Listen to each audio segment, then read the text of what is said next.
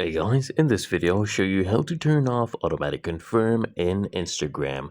Now the first thing I want you to do is come to the bottom right, click on your profile icon, and from here click on these three horizontal lines you'll see at the top right.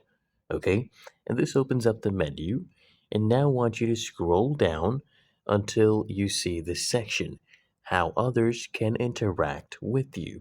I want you to click on this option right here. So you can see it says follow and invite friends. Click on it, and all you need to do is make sure this is actually toggled off, where it says automatically confirm anyone you follow.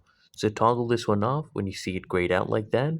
Okay, it is off. And if you don't see that option, that is because your account is public. Okay, so if it is public, you'll not see that option. To switch, you just come here to who can see your content.